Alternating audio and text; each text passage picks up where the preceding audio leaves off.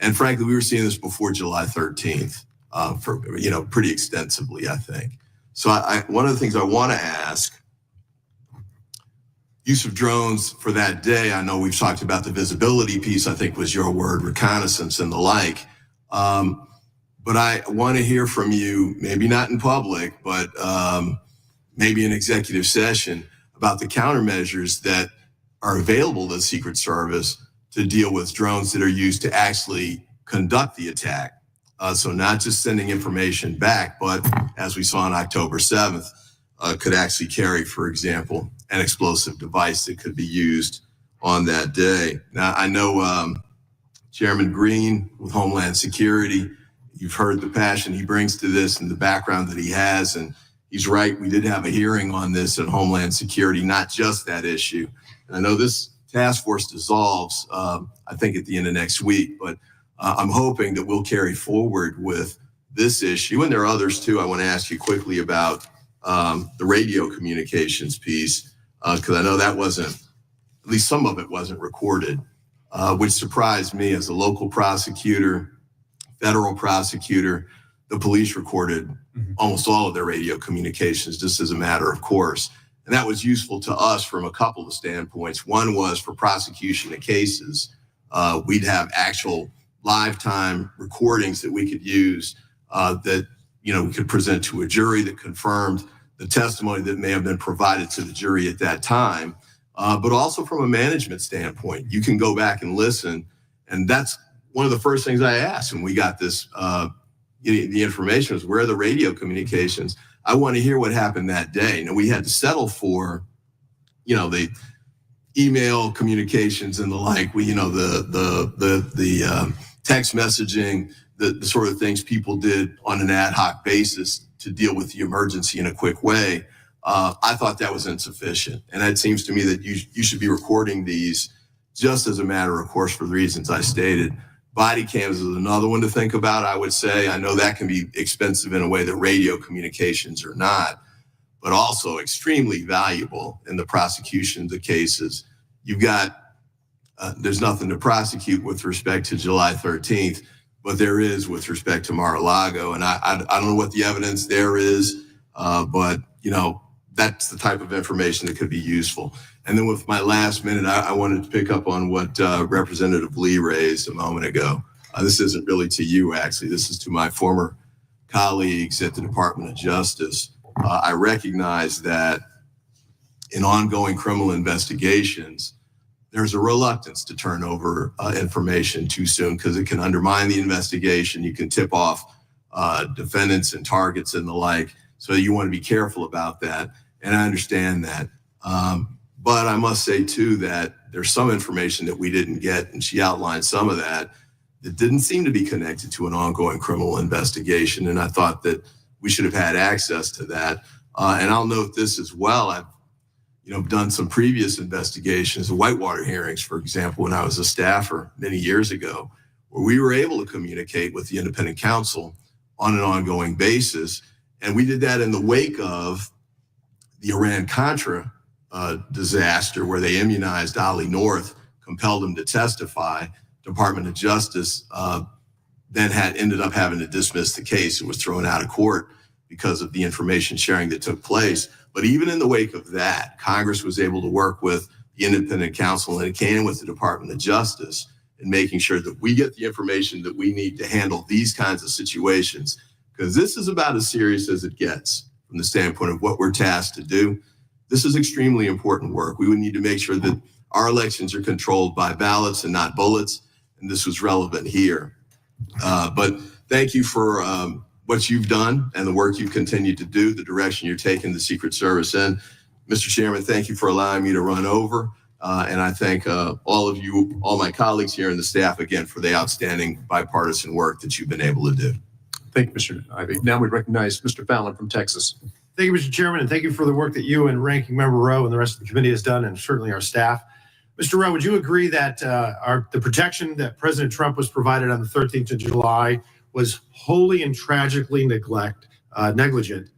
The site plan was abysmal to the point of derelict. And on the 13th of July in Butler, Pennsylvania, the United States Secret Service not only failed President Trump, but Corey Comparatori and the American people in historic fashion? I would. In the months leading up to July 13th, who was the director of the Secret Service? Kimberly Cheatham. Okay. Other than former Director Cheadle, who was the most senior Secret Service agent? In the agency? Mhm. That would be me. I was the Correct. deputy director.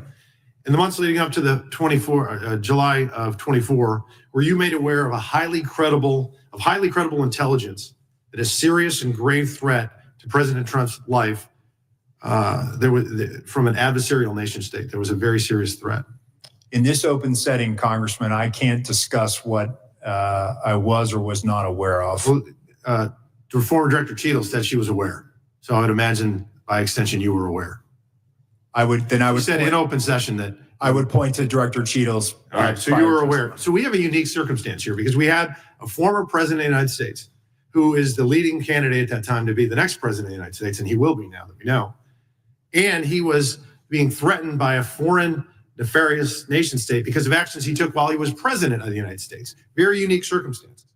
So being that you were aware of these unique circumstances, did President Trump, was he provided a security detail akin to what a sitting president would receive? At that time, he was not. He was not. Would you agree that if there was a counter-surveillance unit there in Butler on the 13th, he would have been safer? I think if there was a counter-surveillance unit advance that was on the ground, it could have aided the advance team in identifying the AG. So he would have been safer. President Trump would have been safer. Yeah, okay. I don't think this would have even occurred, but be that as it may, did the president's detail request a CSU, to your knowledge? I'm not aware of a request for CSU. Now, was the threat from the nefarious nation state disseminated to agents in the field and in the protective details? I'm just pausing, Congressman, because I'm trying to walk a tightrope here in an open setting. What I can tell you is that the Secret Service provided assets on that day for a particular. What I can tell you, sir, is that the folks that are whistleblowing and informing some members of Congress say that they were not aware of this threat. And that's what I'm getting at with being proactive and showing leadership is we know for a fact that there was no CSU in Butler. Was there a full CAT team there? There was not. No, a full CAT team, 6 members, and there were 2 there. So you knew of the threat. You didn't disseminate to the field and protective details. President Trump didn't have a protection that was akin to a sitting president. He didn't have the CSU. He had only the third of the CAT team. So that's that kind of ineptitude and inaction and complacency and neglect that really, quite frankly, is as telling as it is chilling. And had it not been for a very blessed, fortuitous, and a happenstance of a perfectly timed turn of a head, President Trump would have lost his life that day. This is another thing that concerns me. We report to our constituents. And instead of really, after this happened, did you go the next day to Butler, Pennsylvania on the 14th of July? I did not. Okay. Did you go that week? I did not. The FBI held that site secure for 5 days as an active crime scene, and they released it back to the owners on the 18th, and you did not visit. And when did you finally visit the site?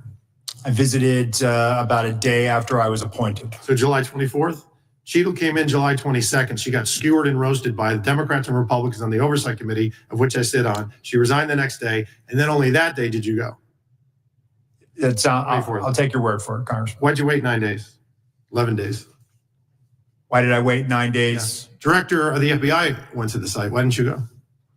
Congressman, I think I was appointed July 23rd, and I was there on the 24th or 25th. But you were the second most senior member of the Secret Service. You could have gone. And I was managing from here the crisis. We actually so you didn't get shot at. Did you call the?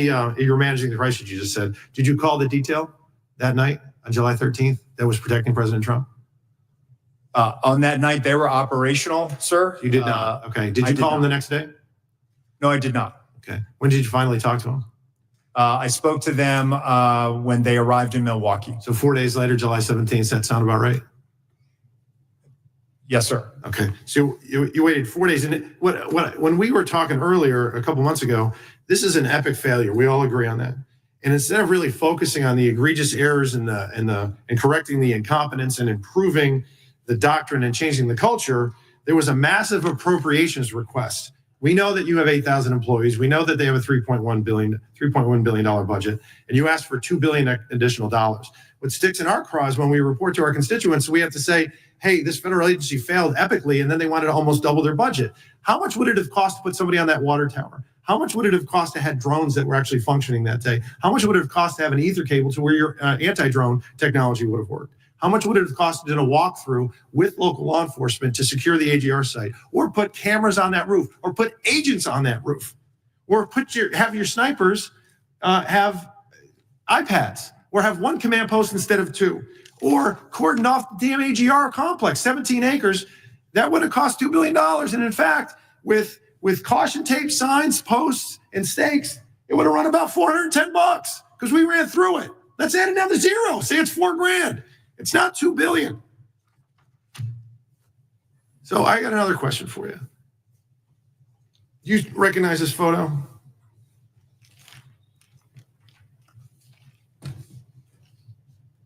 Yes, sir, I do.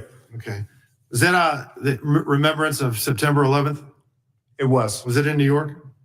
It was at Ground Zero. Okay. Who is usually at an event like this closest to the President of the United States, security-wise? The sack of the detail. Special agent in charge of the detail. Were you the special agent in charge of the detail that day? Actually, let me address this. Could you please, staff, leave that? Oh, no, leave that one up with the circle around me. Thank you. So actually, Congressman, what you're not seeing is the sack of the detail out of the picture's view. And that is the day where we remember the more than 3,000 people that have died on 9/11.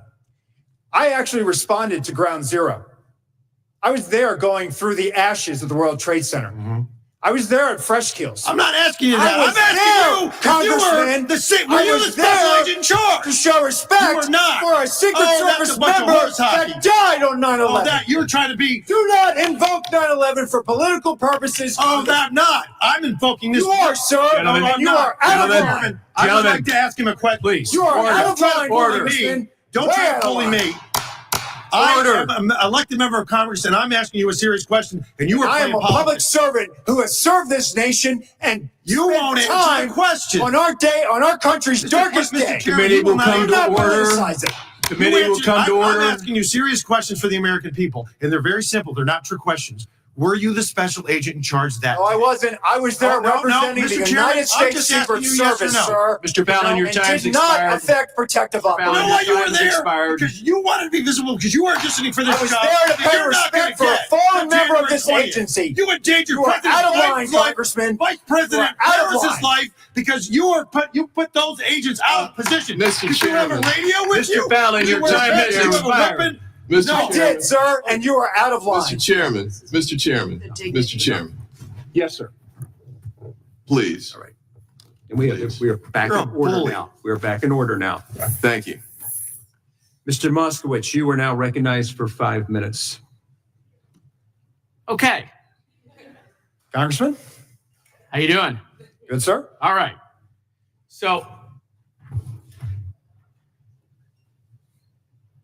look, the reason emotions are high is because we almost did have a former president, and now the president-elect literally almost killed live on television. And there were two pieces of luck that day, one bad, one good. The Secret Service's luck ran out that day because the systemic failures didn't start on July 13th. They were probably occurring, and the luck ran out that day. But luckily, President Trump moved his head and he wasn't killed. I can't imagine where we would be if we didn't have that second piece of luck. And so everyone here brings their different experience. I'm a former emergency management director. I know disasters when I see them, right? And July 13th was an absolute disaster. There's just no question about that. And I've done after action reviews, and you go through the things, and your response to a hurricane and what failed. And then you're like a general fighting the last war. We're going to fix the things that failed that day. But really, you got to do more of a holistic approach, not just look at the things that failed that day, the things that aren't working in general, bigger picture, and not just fix just those specific things. I also am familiar about what it's like to come into an agency and clean up someone else's mess, which is what you're doing, and quite frankly. And so I applaud you for that, right? You've been handed, a ship with a hole in it, and it's taken on water, and you got to figure out how to fix the hole and get the water out of the boat at the same time. And so I applaud you for stepping up and doing that. I want to talk about one of the comments that multiple people made on this committee, and it's for your agency and it's for other agencies, which is that a lot of time we get stuck in this process thing. Oh, because of process, we can't communicate with the public, or we're not going to communicate with Congress because of process. Agencies need to change with the times. Things are different now. And when you guys don't put out information, that vacuum gets filled with conspiracy theories. We talk about restoring faith in the institutions. Yes, government needs to work and people need to see that they're competent. But at the same time, we're not going to be able to restore that faith if the agencies aren't communicating with the public and instead are getting conspiracy theories online because no one else is giving them information. And that's going to be a push-pull that you, DOJ, the FBI are going to have to deal with in today's world of communications. Other people will tell your story for you, and it will be false if you don't tell it. I want to talk about two specific things, and then I want to get to page 7 of the report, which for me is the most important. The 9/11 Commission recommended fixing the comms issue by creating a network. AT&T, FirstNet, I think Verizon has one as well. We knew about the comm failures that day, the throttling, the radios, people on different systems.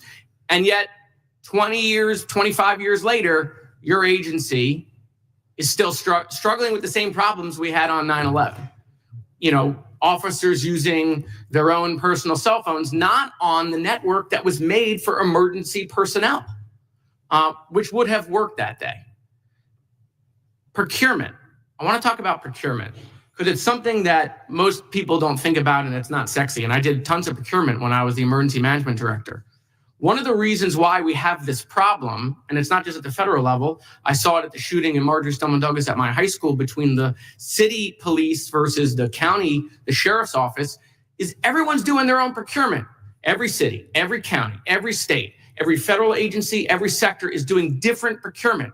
And you're all hiring different companies with different systems, and no one talks to each other. Computer systems, radio systems, whatever it is.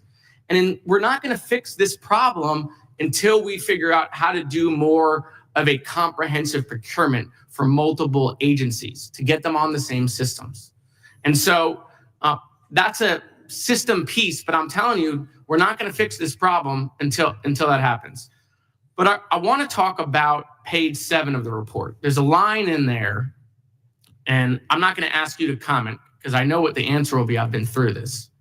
Page 7 of the report says Congress must consider whether the Secret Service investigative obligations can effectively coexist with its primary protective mission and whether the agency's investigative functions should remain within the Department of Homeland Security.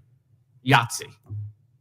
And I will tell you that Homeland Security was the right to create it. Senator Lieberman was right. It has a core function. It should exist. We need to foster communication between our agencies, but I would surmise that the Department of Homeland Security has become too big. It can't function. It's 22 agencies, and it's just gigantic.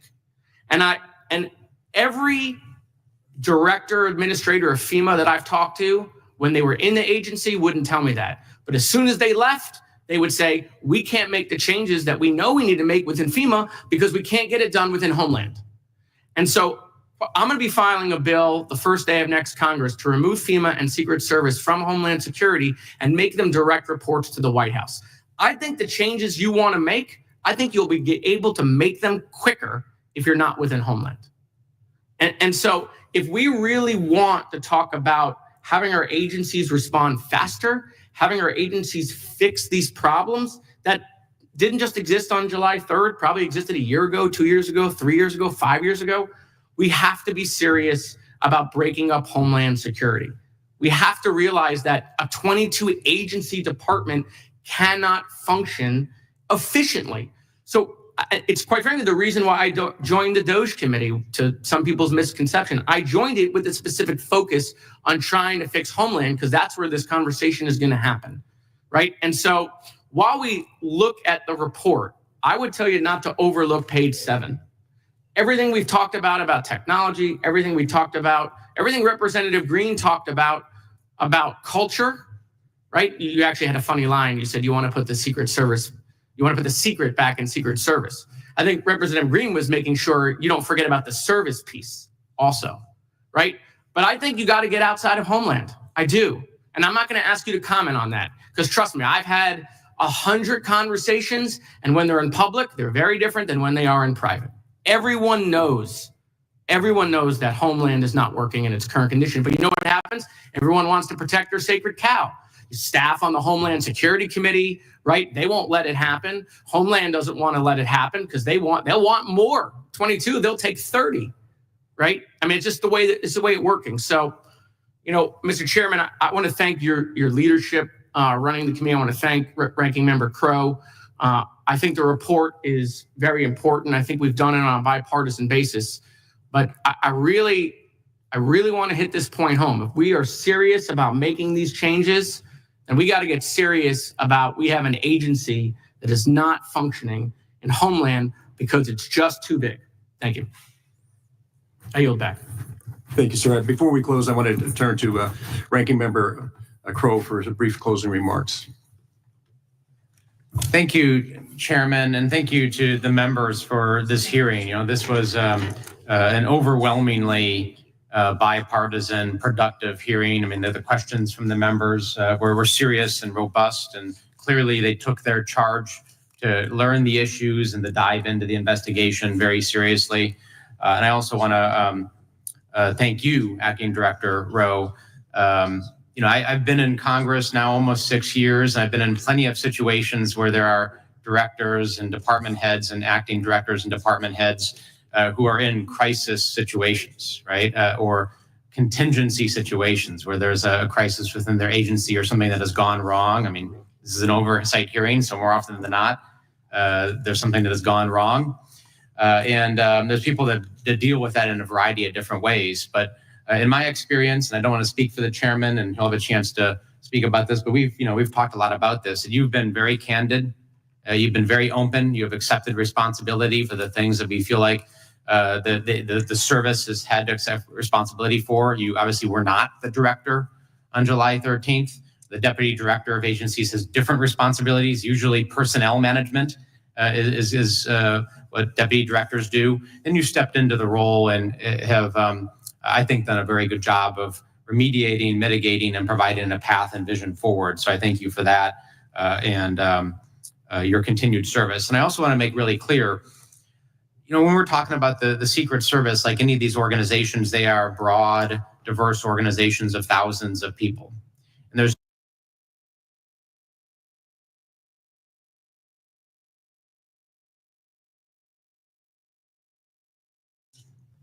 an event that they really were looking forward to. 4 people were in that car that morning. That night, only 3 were in the car. Mr. Comptorth died. Our local law enforcement agency were wrongly smeared in the media for helping with the rally security. The Secret Service zero mission. In fact, after the shooting, did go on the stage and do what they needed to do and were willing to risk their lives. And I want to thank them. I think it's really important that we draw that distinction here, because I know a lot of those officers and agents are listening here today. And for those folks that show up every day with that commitment to excellence, who are willing to put their lives on the line, that we see them too, right? And we appreciate their service in what they do, because we don't want to put your agency in a position where this is a negative detractor from morale. It makes it harder for you to right the ship. So that distinction is very important in that regard.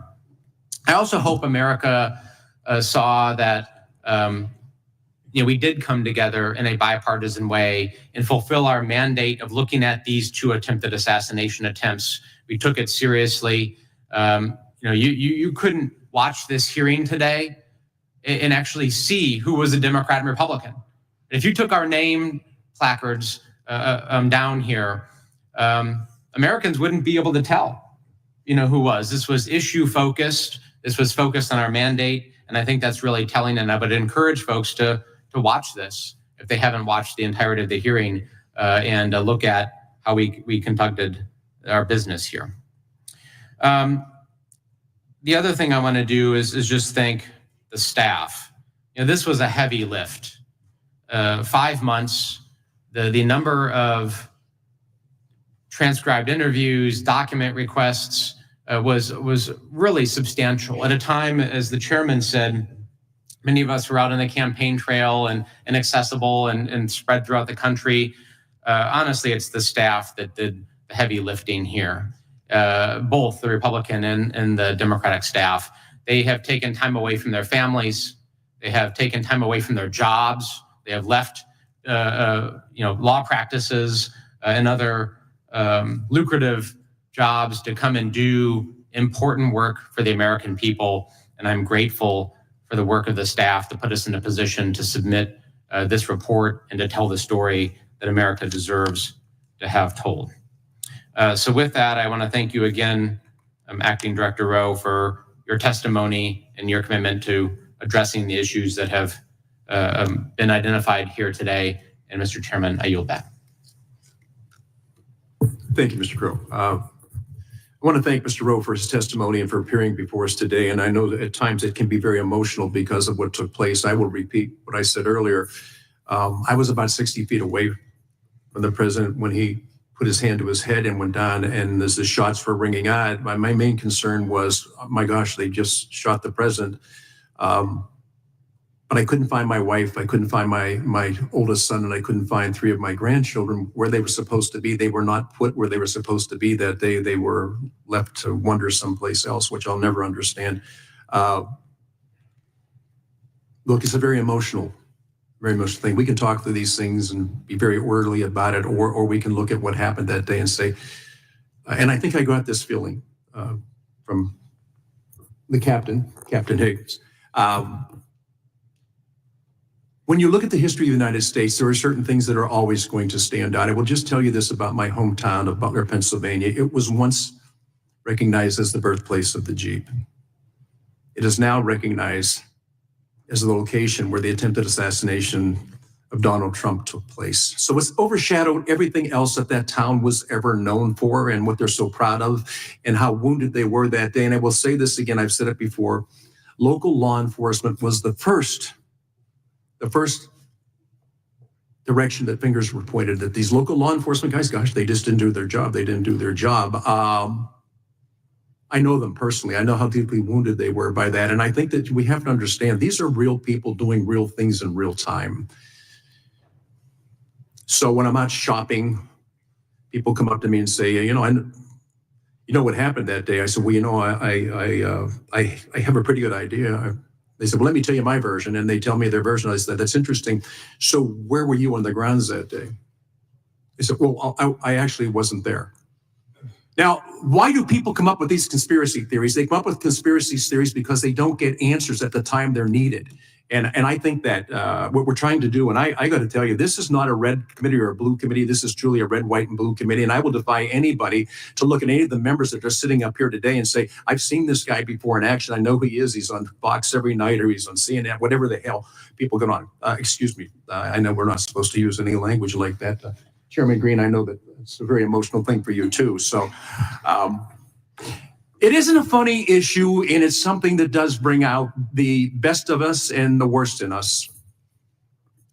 So whenever Jason and I first talked, and we were, and Miss Lee mentioned this, we were given 3 goals. There's threefold. Understand what went wrong on the day of the attempted assassination, ensure accountability, and to prevent such an agency failure from ever happening again. I know when I first talked to Representative Clay, he said, you can never guarantee that it will never happen again.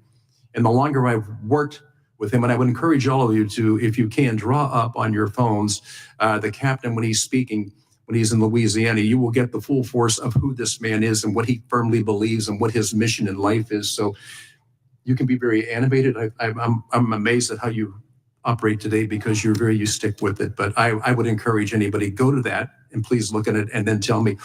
Wow, this guy's dedicated to that. So look, we're going to adjourn here in a minute, but without objection, members have 5 days to submit additional materials and written questions for witnesses to the chair, which will be forwarded to the witness. And we ask the witness to please respond promptly. This has been an interesting time.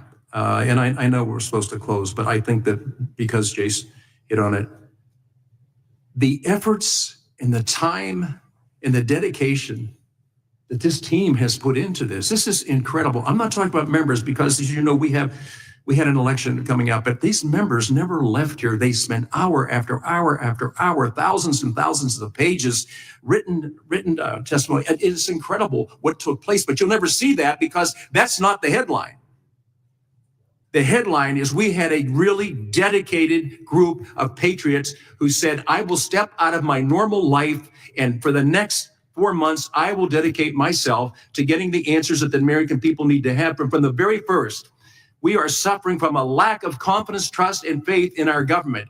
If we can't do these things and bring it back out and go to the American people, we know you had questions, we've got you the answers. That was our whole purpose in doing this. And so I look back at it, and I'm going to mention this. At the end of that day, my brother lives at the end of the runway, by the way, on those fields. My 9-year-old grandson, Charles, said to me, Grandpa, why would anybody try to kill President Trump? I said, Charles, I can't answer that question. He said, they must be crazy. This was a 9-year-old, and people asked me, what was the effect on your grandchildren? I said, I got to tell you, as their grandfather, I'm appalled that they ever had to see that.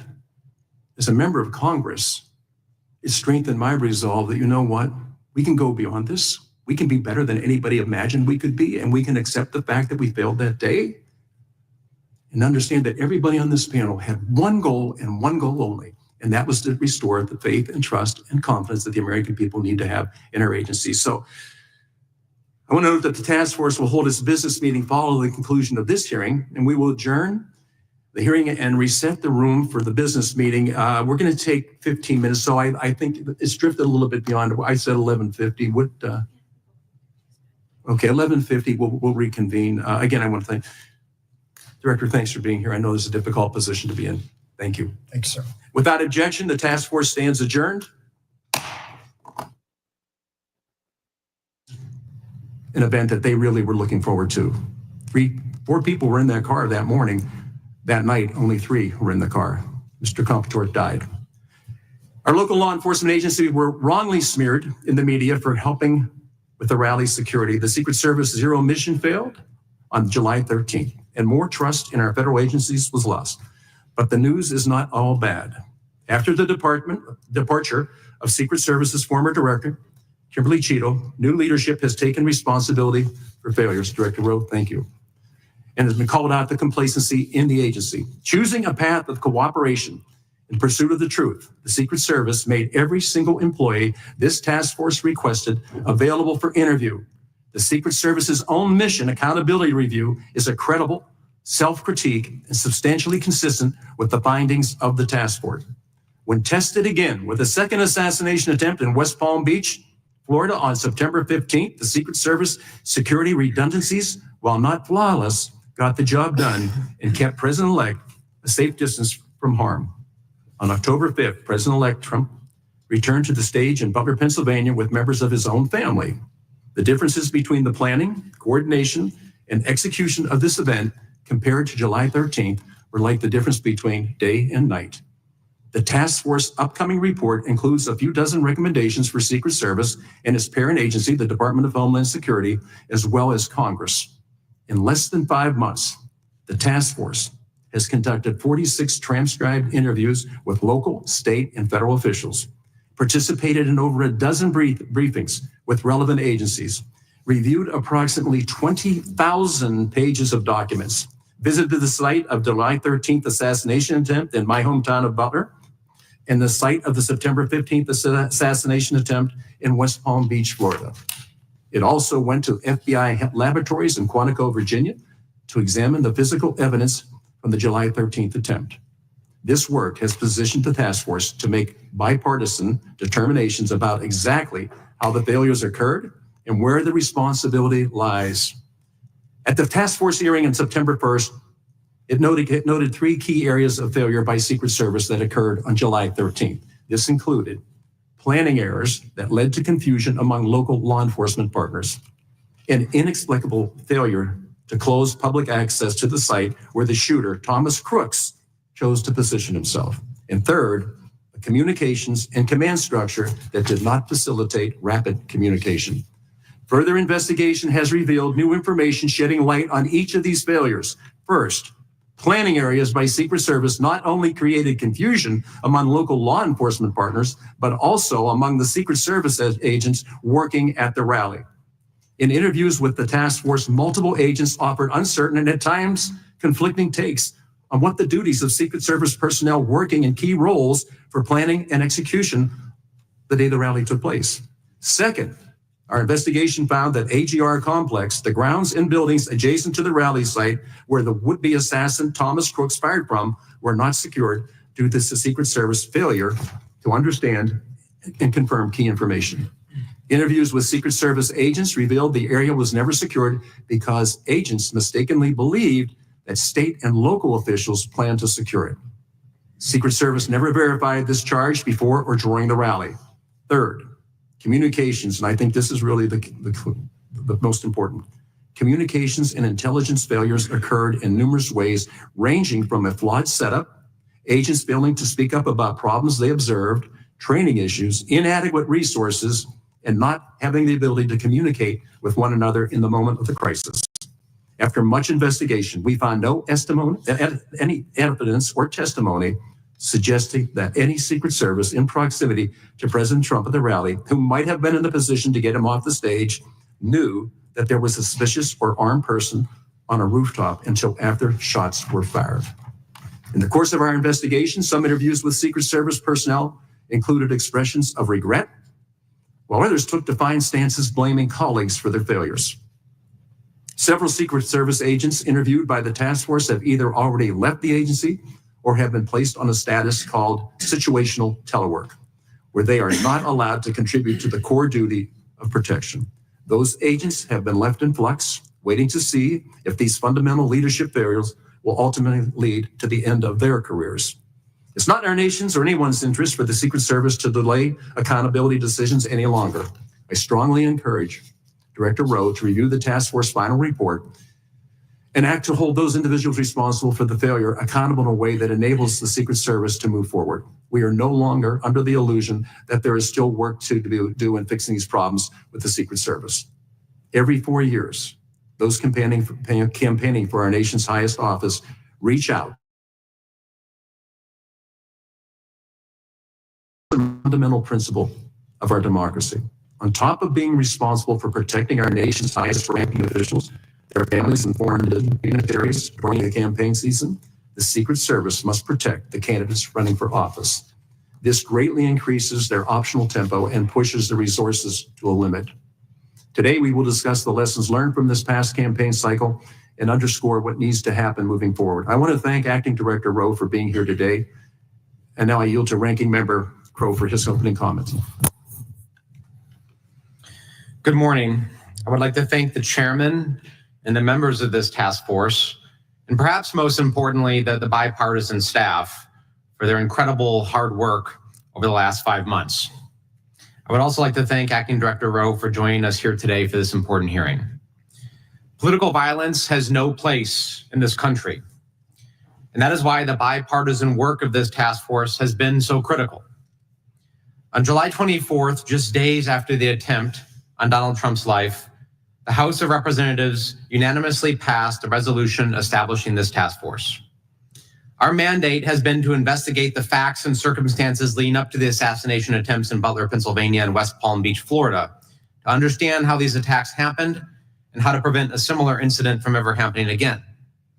But we also had another mandate, another unofficial mandate, and that was to come together as Democrats and Republicans and to show the nation that we can undertake the work of conducting an investigation, of uncovering the truth, and submitting a bipartisan report telling that story.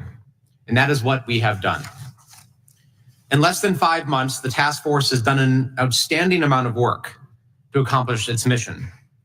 We received numerous briefings with federal agencies, including the Secret Service, the FBI, and ATF, visited the site of the first assassination attempt in Butler, Pennsylvania, and the site of the second attempt in West Palm Beach, Florida, held 46 transcribed interviews with federal, state, and local law enforcement officials, reviewed more than 18,000 pages of documents in response to requests for information to federal, state, and local law enforcement agencies, published an initial interim report laying out the task force's initial findings to ensure the American people remained updated on our work, held a public hearing with local and state law enforcement officials and former Secret Service agent who provided additional understanding of what went wrong in Butler. We visited the FBI laboratory in Quantico, Virginia to review evidence from July 13th. And today we are holding our final hearing with Secret Service Acting Director Rowe, which will be immediately followed by a business meeting to approve our final report. Although we received more cooperation from some federal agencies than others, we have been able to firmly establish the facts leading up to and on the days of both assassination attempts, and to make recommendations that will help prevent a tragedy like the one in Butler from happening again. We have also critically worked in an overwhelmingly bipartisan manner to ensure that the American people have the answers they deserve. I am proud of this process and the work that we have done. Again, I would like to thank the members of this task force for their diligence, cooperation, and dedication to stopping political violence in the United States in its tracks. I look forward to a productive conversation today with Acting Director Rowe about what the Secret Service and Congress can continue to do to protect our nation's most senior leaders. Thank you, Mr. Chairman. I yield back. Thank you, Mr. Crow. I do. I want to just take a moment before we ask the director to swear in. I think when we look at what we were able to do, 13 members of Congress, right? 7 Republicans and 6 Democrats. We never identified as what our politics were about or what party we belonged to. What we identified as a group that was going to try to find to get the answers to restore the faith and trust and confidence that the American people have to have, not only in this institution, but us. And the other thing is, you've already mentioned it, 30 staff members have worked tirelessly since that creation. And while we weren't able to be here because we're in primaries and we're in general elections and we're running all over the country, they never left. They stayed and they did all the work. So I can't tell you how proud I am of this group. They're the ones that you get all the credit. We get the chance to sit here. We'll take the blame, but I think I'd rather take the blame and give others the credit for the success. So let's go ahead and move forward. But I want to thank the staff, everybody that's here today. You guys did one heck of a job. Thank you for your dedication. Now we're going to introduce our witness. Today we are joined by Mr. Ronald L. Rowe, Jr., Acting Director, U.S. Secret Service. Director, we appreciate you being here today. Now, will you please stand and raise your right hand?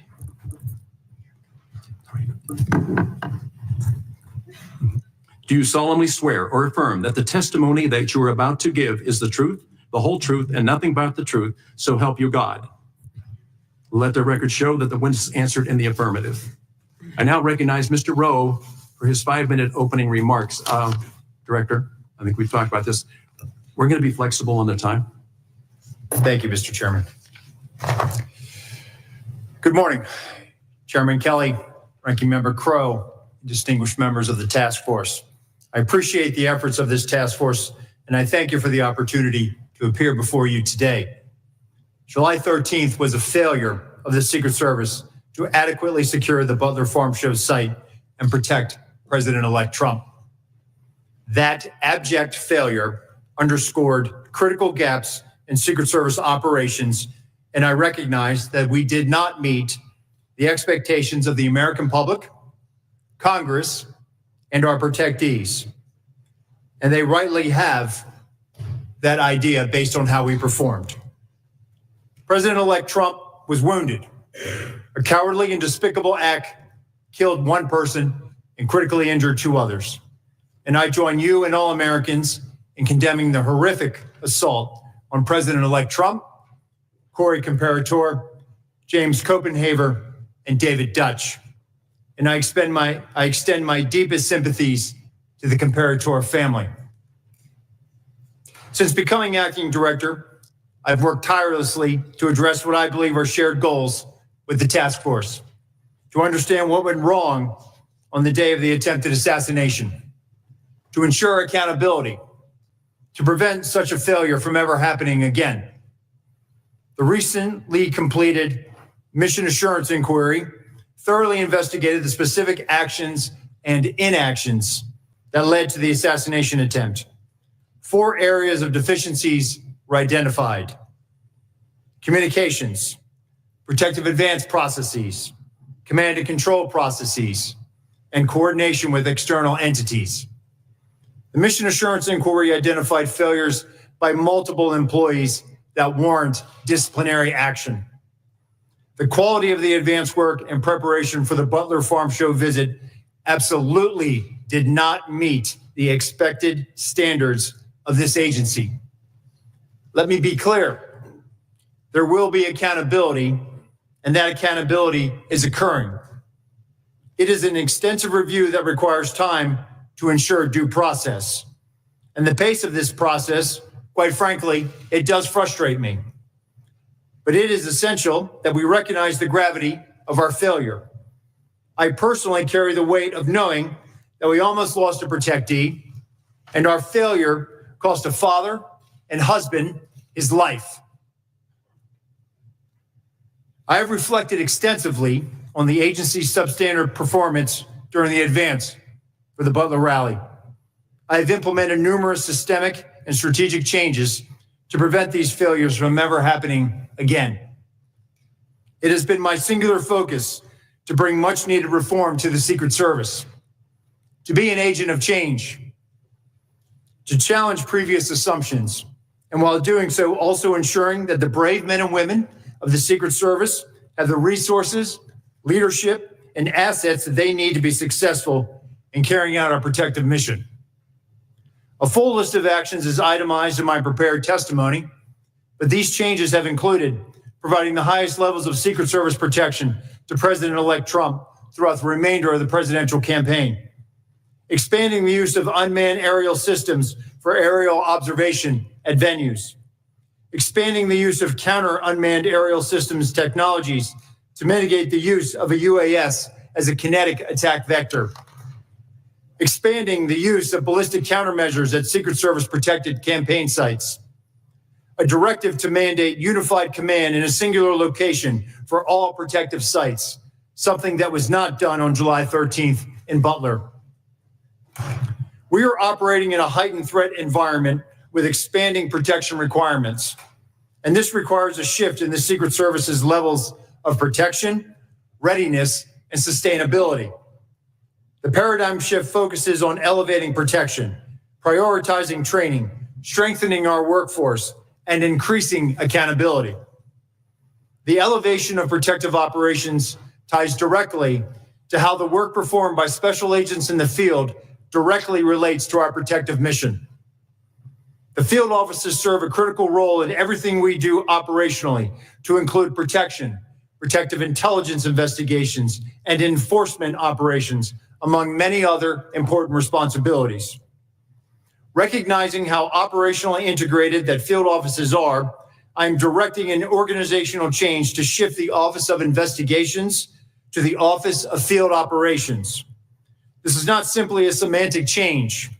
Establishing the Office of Field Operations is an opportunity to reset our thinking and perspective about the role field offices play in protection, and to enhance our operational effectiveness by better leveraging field offices to support, enable, and inform protection and protective activities. It is also my intention to reconstitute the Secret Service's culture such that training is routine and expected. That was how it was done when I was operational in the Presidential Protective Division. And somehow along the way, we became disproportionately operational in comparison to time allocated for training. As I have publicly stated, the Secret Service historically has had to manage its operations by doing more with less. That is not consistent with achieving a no-fail mission.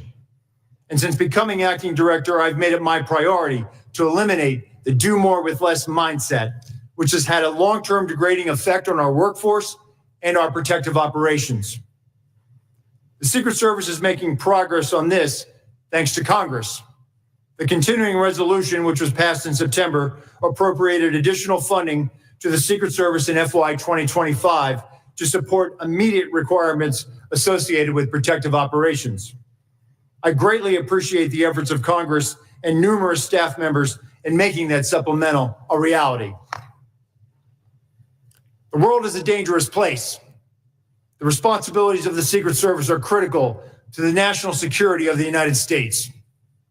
It is important that decision makers fully recognize and appreciate the vital role and significance of the Secret Service in our nation's security.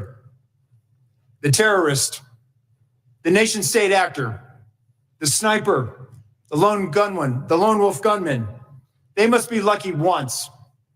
But the men and women of the Secret Service must be perfect every time. That may not be fair, but that's the world in which we operate in. Thankfully, Congress has responded to the immediate challenges facing the Secret Service, and for that we are grateful.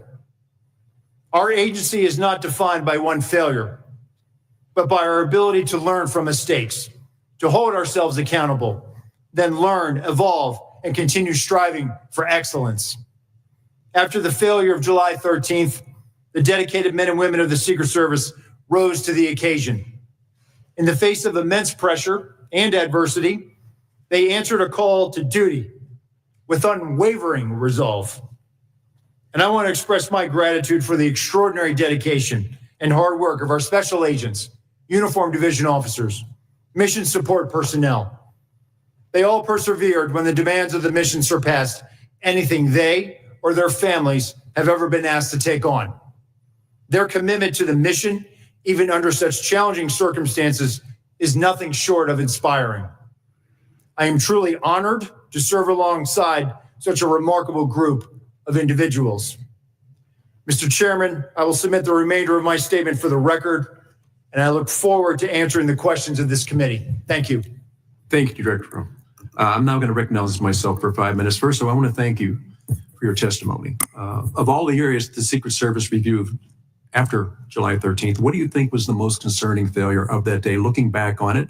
And had you been the one developing the game plan, what different moves would you have made strategically to ensure that it was a safe and secure area? So I think what is glaring to me is the failure to recognize the significance of the AGR building, to recognize the significance of proximity to what was perceived to be the middle perimeter of the site. The lack of recognizing that, the failure to effectively communicate, as you stated, and some of the findings of the task force, to effectively communicate to local law enforcement that we need to have uniformed presence out here, that we shouldn't have people that close, unscreened, on the curtilage of our site, not having better line of sight mitigation, having something scrim along that fence line that was to the 3 o'clock, having uniformed law enforcement presence out there, having special attention measures by those law enforcement officers. That to me is glaring. And those are basic tenets, fundamentals of what advance teams are supposed to identify. They are supposed to identify hazards, risks, and then mitigate those risks effectively, either by using law enforcement and coordinating assets or taking matters and making sure that it is mitigated and that risk is taken out of play. We did not do that on the 13th. Post July 13th, there was a renewed focus on that, making sure that supervisors were engaged, that we provided assets, that we had enabling UAS platforms in the air. That was the difference on October 5th that you saw with your own eyes, sir. First of all, I want to thank you for your testimony. Of all the people that have weighed in on this, myself, my wife, 3 of my grandchildren, and 1 of my sons were there. I was on the grounds both on July 13th and October 5th. I want to reiterate what I said earlier. The difference is the difference between day and night. And my concern was from the day the site was selected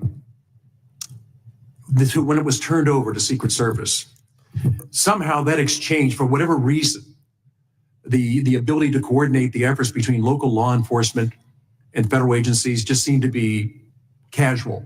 I don't think local law enforcement knew enough about what was expected of them. I think that day they were doing what they thought they were supposed to do. And then afterwards, it's like, well, we should have communicated better. And I got to tell you from the beginning, I always was trying to figure out why two different command centers and why weren't the two command centers even able to communicate with each other? Because at the end of the day, it's about communication.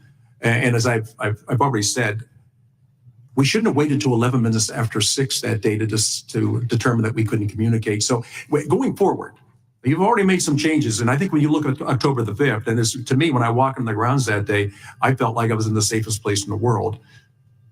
The awareness of that, when you look back at it, and you were not in charge at that time on July 13th, but afterwards, the attention to detail that